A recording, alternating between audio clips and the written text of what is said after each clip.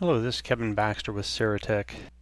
Today we're going to be looking at the cross curve and how to take advantage of using cross curves to create some complex tubing or routing type parts. So first we'll start with, assume that we've got a drawing from someone that we need to be able to duplicate this model and generate this in 3D so that it fits into the model and we can verify the clearance and connection points. We've got this model that has a few dimensions and several different views, right hand view and front view. So we'll go create two of those three views that we have with sketches. So we've got one sketch here and another sketch here. They're orthogonal to each other and they represent the profiles. What's important on these is to make sure that each of these points where these intersections are, that it changes direction on one sketch coincide with the same points on the other sketch. So the top of this curve over here is going to be the top of the second sketch and so forth. So we'll want to use our geometric constraints and dimensional constraints to be able to create those and know that they're coincident or horizontal and vertical. A couple of things that I do here in these sketches, we have to be in ordered mode. If you're in synchronous mode, you'll need to switch into ordered mode just by right-clicking on the synchronous. In this case, we're in ordered, so it shows transition to synchronous. If we were in synchronous, it'd show transition to ordered. So these sketches for the cross curve must be created in ordered modeling inside of Solid Edge. So we'll go ahead and edit this one curve that I've started in here. You can see I've got some radiuses modeled in here just for reference because that's where some of the dimensions on the drawing are to. So I modeled those in there as a reference element, and I'm modeling each one of these in here so that it has the intersection point between the line segments that are in here. We can go ahead and interrogate this sketch and see which elements are moving here. So it looks like that height of the top element needs to be tied down. Make that a 5.75. And one thing that I've done here is turn on the relationship colors. So you can see as I start to add in these constraining dimensions, my sketch starts to turn black, which is signifying that the elements or the sketch components in here are all completely constrained. And one more dimension in here, that, and go back in and put a horizontal vertical dimension on here.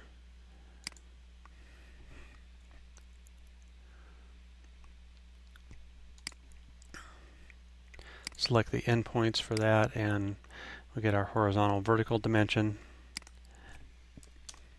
And now we're completely constrained in that sketch.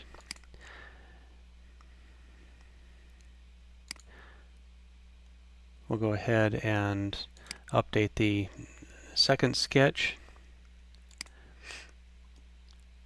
and look at what's happening here. This apex needs to be, and I'll drag this close to where it needs to be up here, and we really need to look at this kind of in 3D, not just from the sketch view. If we look at it direct on from the sketch, we really can't see where things are on this other sketch. So if we skew that to the side just slightly and get these points here close to where we want that horizontal or vertical, we can easily make sure that when we use our geometric constraints and we relate the top of that, or the endpoint of each of those, you can see that blue line just to the right of my cursor that shows up when I hover over something.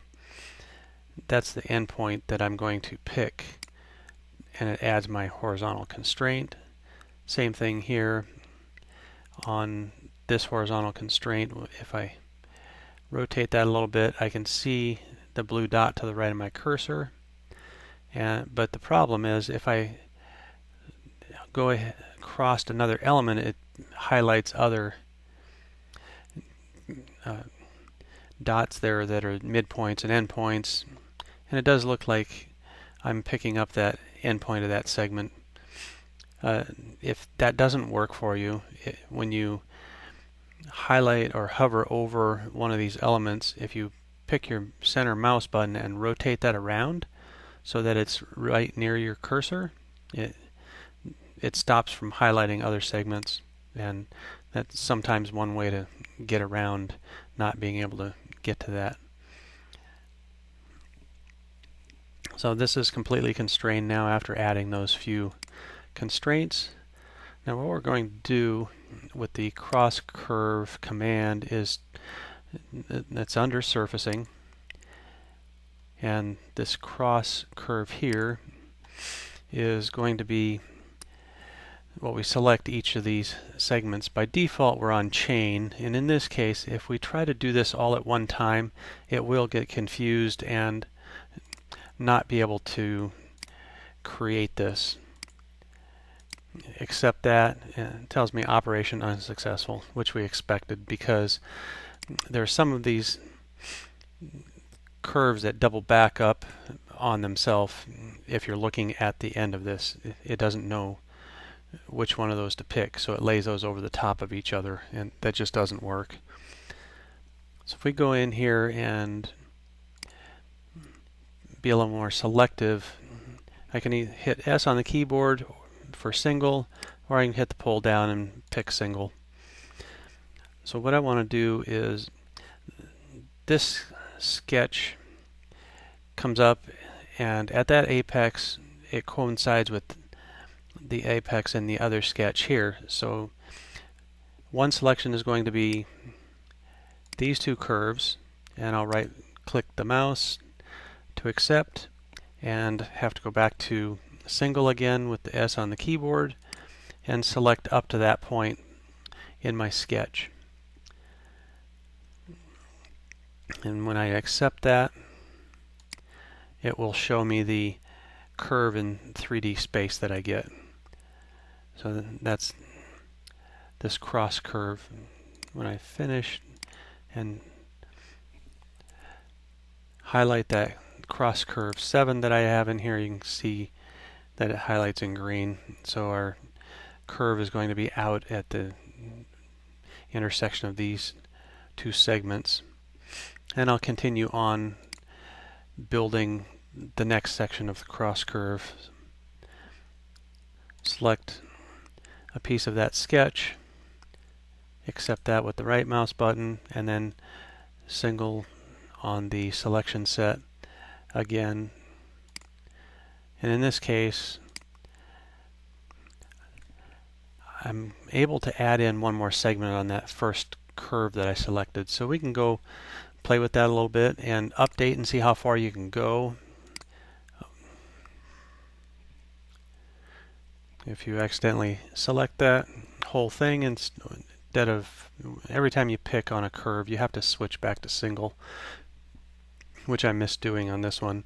So I'll just hit the control key and unselect the whole thing and go back in, select single,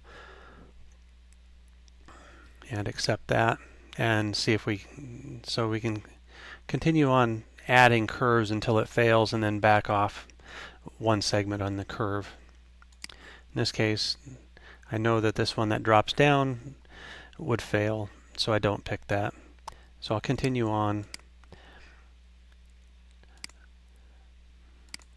select the next couple of segments, and that would be the vertical segment here that I need to coincide with. Accept that, and we can see how that starts to build that out. And the last part of this cross curve is going to be that angled line at the end. In this case, I can pick the last two curves that I have here, and that's exactly what I'm looking for. So if I unselect the two sketches, I'm now left with this curve in 3D space. So it projects those curves where they intersect in space and creates this 3D sketch. Now what we need to do to get the curves in here, or the radiuses at each of these intersections, is to go back into a different command, which is 3D sketch, and we're going to select create lines right over the top of what we have at the endpoints of each of these. Once we continue through and have all these in here, we'll be able to automatically create a fillet at the end of those. So to create the fillet, I'm going to use this 3D fillet command.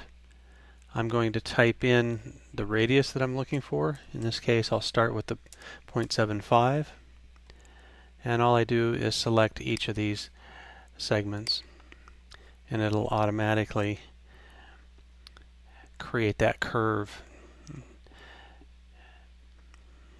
So it'd be just as if we're using a pipe bender in there, or a little hand tool for some tubing to put that radius in there.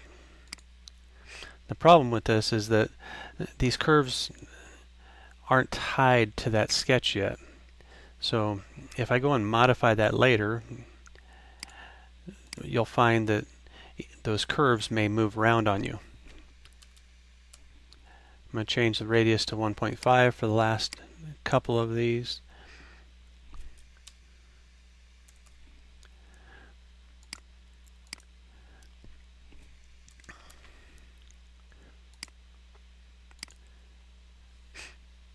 So if I decide I want to change one of these, you'll see what I'm talking about here. I'll throw a dimension on here, and we can do that on the 3D curves as well as anything else. So if I start changing a couple of these,